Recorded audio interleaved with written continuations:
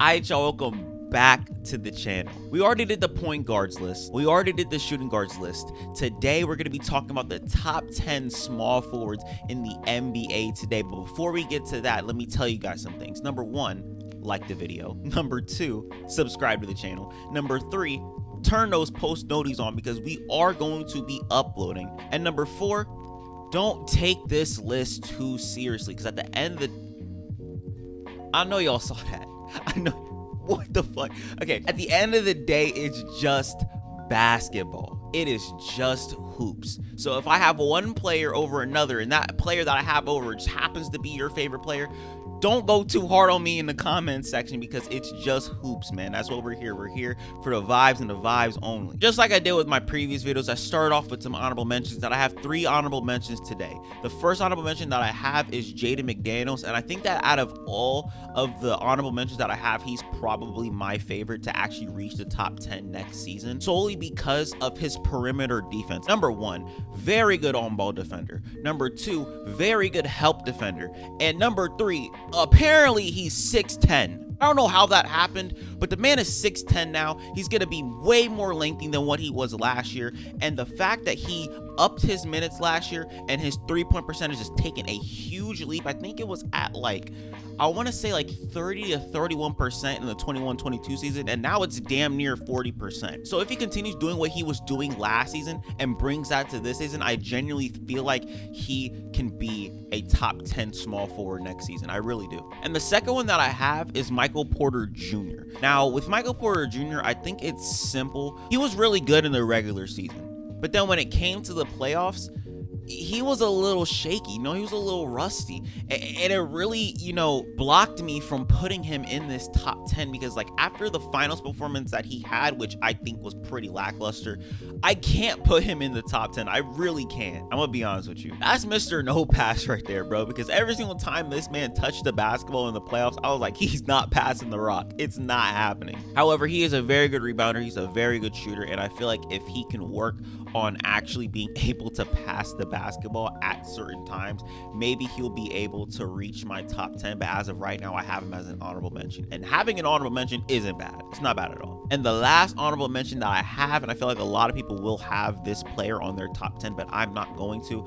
it's Khris Middleton. And the reason why I'm saying Khris Middleton is an honorable mention for me is not because I don't think that he is a top 10 small forward, because I think that he is that caliber of player. He's shown it time and time again, but I feel like injuries are starting to catch up with him. He just got a bag from the Milwaukee Bucks, so congratulations to him. They re-upped on him. So hopefully this season can actually be a season where he can enter the top 10 again, because I believe like 3-4 seasons ago, not even 3-4 seasons ago, like 2-3 seasons ago, I had him in my top 10. He was up there. He was probably like top 5 to top 10, but now he's fallen out because the injuries are catching up to him. I gotta put him like at like 12 or 11. But to start off the top 10 list at number 10, you guys see it in the thumbnail, I have Franz Wagner. And I feel like a lot of people are gonna be like, why the hell is Franz Wagner top 10, but Khris Middleton isn't? How is Michael Porter Jr. not top 10, but Franz Wagner is? He was just in the NBA Finals. You know what I'm saying?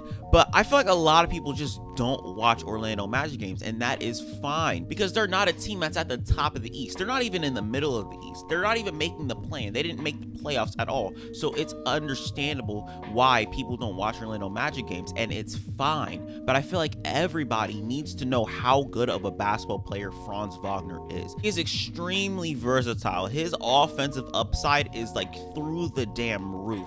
If you guys don't know me, when it comes to basketball players, I love to look at versatility. You know what I'm saying? This is the reason why KG is one of my favorite players of all time, because of the versatility that he brings to the court. And I feel like Franz Wagner brings that exact versatility. But on the offensive side, he's played a little bit of shooting guard last season. He played a little bit of small forward, which is his position, and he played a little bit of power forward.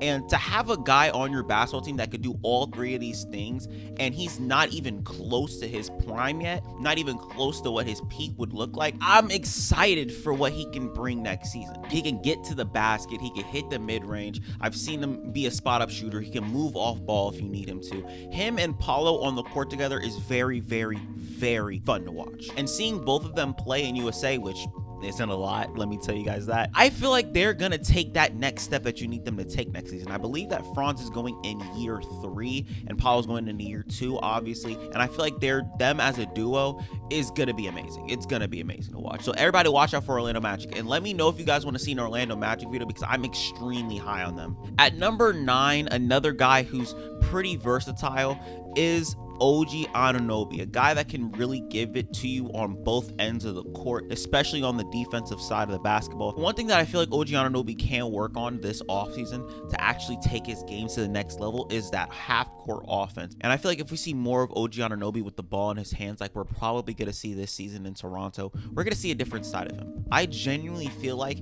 if he gets more touches, he can be a part of that most improved player race. I genuinely do think that he could be a part of it.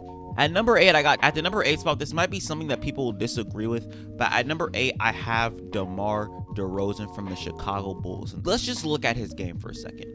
He can't really play defense. That's a given. He can't really space the floor out.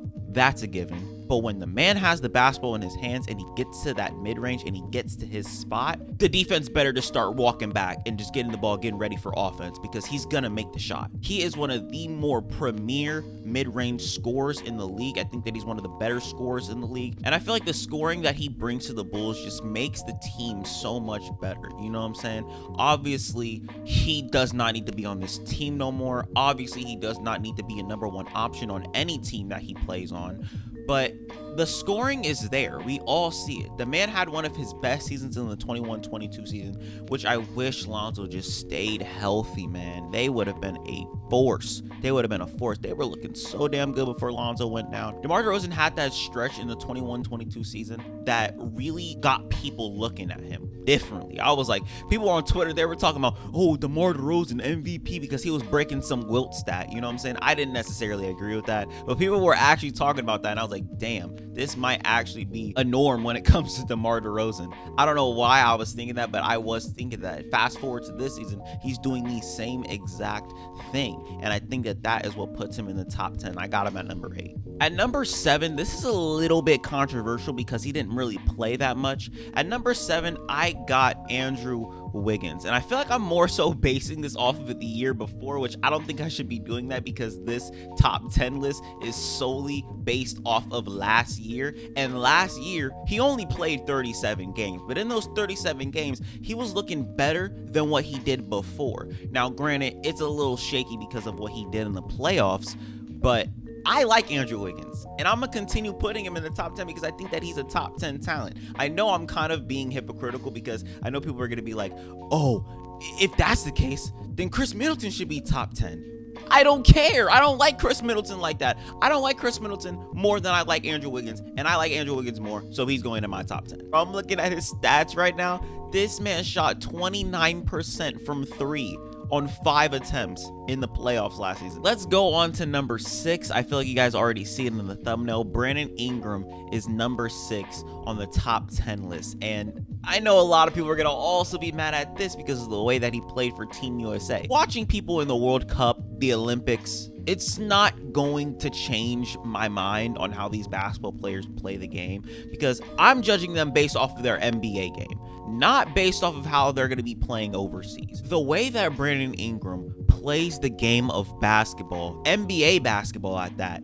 is better than most of the league. He is one of the best ISO scorers in the whole entire league, and I mean like top 5 to top 10 ISO scores in the whole entire league. It's that simple. And the reason why I'm saying this and the reason why I have him right here is because I have faith in Brandon Ingram. I'm still high on Brandon Ingram. I still think that he can get to a level that, you know, not many people can reach in the NBA. Me personally, I feel like if the Pelicans had to choose between Zion and Brandon Ingram, like they're like, you know what, we got to trade one of these guys because this isn't working. I think they should hold on to Brandon Ingram. I genuinely do believe that. And the reason why I believe that is because number 1, Zion Williamson, he can't stay healthy. We all know that Brandon Ingram, you know, he has his health issues here and there, but we've seen him on the court more than we've seen Zion Williamson in the past 3 seasons. We all know this. We all see this.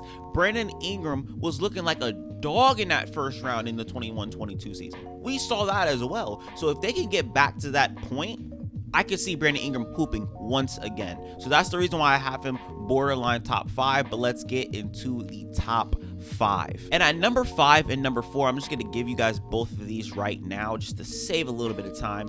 Number 5 is Paul George, and number 4 is Kawhi Leonard. And I know a lot of people are saying, how are they going to play the same position if they're both on the same team? Well, here's the thing. I'm basically judging these positions off what Basketball Reference is telling me. So if you're a small forward on Basketball Reference and you played the majority of your minutes at small forward in the 22-23 season, you are a small forward. And I checked for both of them, and I'm like, why the hell does it say that they're both a small forward on Basketball Reference? That just makes no sense to me. So I'm like, they have to both make my list. I don't care how many games you've played. They're both top 5 small forwards, I guess. That's just how it's gonna be. And I know, I was hard on them in my watchability video. I've been hard on them this whole entire offseason because they cannot stay healthy.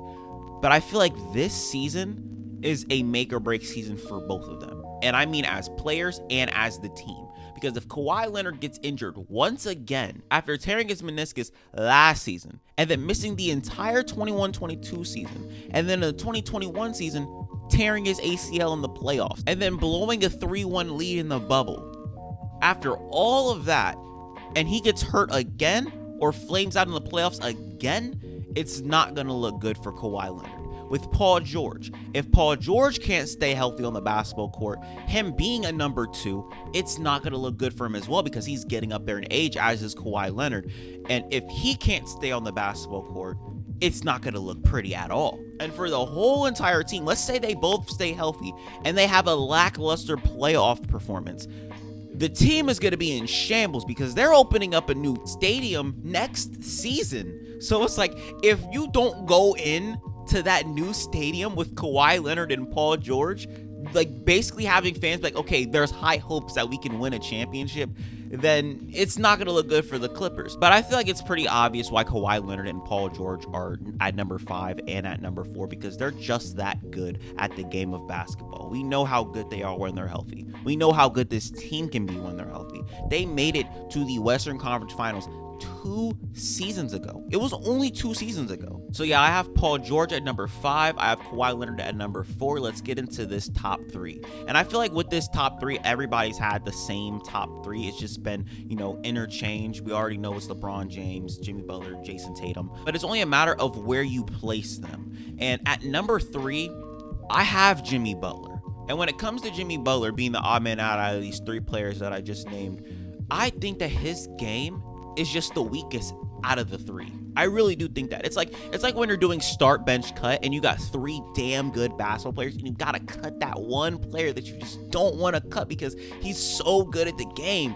It's just that these other 2 players are just better than him. And now with all the eyes on Jimmy Butler, in the 22 season, he made it to the Eastern Conference Finals. In the 23 season, he made it to the NBA Finals. Back in the bubble 3 seasons ago, he made it to the NBA Finals.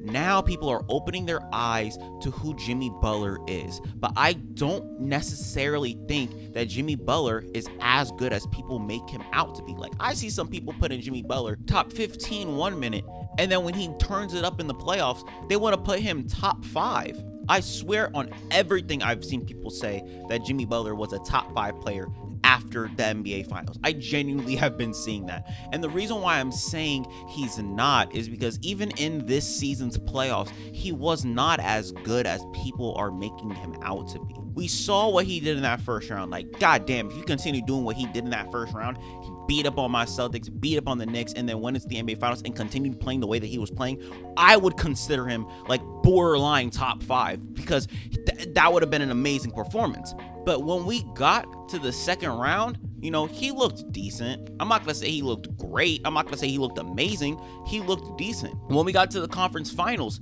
he was not that good in that conference finals. Yeah, he had those first 2 games, but after those first 2 games, fell off the face of the earth. I'm talking about every single game after that, he was bad. In the NBA Finals, he was bad. And if you ask me, I feel like Jimmy Butler was worse than Jason Tatum was in the 21-22 NBA Finals. Genuinely, I really do feel like that. But even after saying all of that, Jimmy Butler is one of the best perimeter defenders in the league. I trust the ball being in Jimmy Butler's hands more than a lot of people in the whole entire league. And that really is saying something. Jimmy Butler is genuinely, in my personal opinion, a top 10 basketball player in the league. I think he's a top 10 small forward in the league. And nobody's going to be able to take that away from him. But at number 2, and this is where it gets, kind of tricky. At number 2, I got LeBron James. Now, I want to talk about LeBron James for a second, and I'm not even going to be really talking about why I have him at number 2. I'm just going to be talking about how people still perceive LeBron James. Number 1, we got the Bron-sexuals. We already know that they're going to put LeBron number 1. He's going to be number 3. He's going to be number 2. It doesn't matter. LeBron James is going to be at the top of the list of whatever list it's going to be for the Bron-sexuals. For the Bron haters, people are going to be like, damn, you guys saw how LeBron played in the playoffs? He wasn't even really that good. He was pretty ass. I don't even have him top 10. I think LeBron James is a top 10 basketball player in the whole entire league. But I'm going to sit here and say that I'm kind of like right in the middle, but I'm kind of leaning more towards like, he's really not as good as people are still making him out to be. You feel me? I feel like LeBron James is a top 10 player in the league. I think that that's pretty obvious if you ask me. And this playoff performance that he just had kind of shows that he's taken that backseat to Anthony Davis, and he's in the twilight years of his career. I think that LeBron James is going to be retiring in like 2 or 3 seasons, and we're just going to all have to realize that the man is slowing down. But number 1, he was injured in the playoffs. I don't know if he really was injured in the playoffs, but he was saying he was injured, so he was injured. You know what I'm saying? He took that back seat, and he looked amazing when it came to playmaking the basketball. Genuinely, he looked great. But that three-pointer was nasty, and that's the reason why I'm sitting here like, I'm kind of leaning more towards this side. You know what I'm saying? Solely because the three-pointer was terrible, and people were just saying, dude, Bron's in the Western Conference Finals right now, dude. He's in the Western Conference Finals. He's obviously playing good. That Denver Nuggets series was terrible. I'm going to be honest. He looked really bad in that Denver Nuggets series, minus that last game. But yeah, I have LeBron James at number 2. You guys already know who number 1 is. It's Jason Tatum. I'm biased. Maybe I'm being biased, but I think Jason Tatum has shown you guys that he is a top small forward in the league. I think it's pretty obvious at this point what Jason Tatum is, and we're going to keep it that way. I don't really care. I don't care if people want to call me biased. I don't care if they want to call me the biased Celtics fan who can't say nothing bad about Jason Tatum or about their other guys. I don't care. Jason Tatum is the best small forward in the league, and we're going to keep it that way. He showed you time and time again. Y'all saw Game 7 in the semifinals against the 76ers. Y'all saw it, man. I don't need to say anything else. But that's all I got for y'all today. Hope you guys enjoyed this video. I was kind of yapping there at the end. I don't know what the hell that was, but I'm going to give you guys better content moving forward. I have a lot of videos planned for you guys, ramping up for the 23-24 NBA season, and I'm excited, man. Hopefully you guys are excited too. So don't forget to like this video, leave a comment, subscribe, and share with your friends, and I'm out. Peace.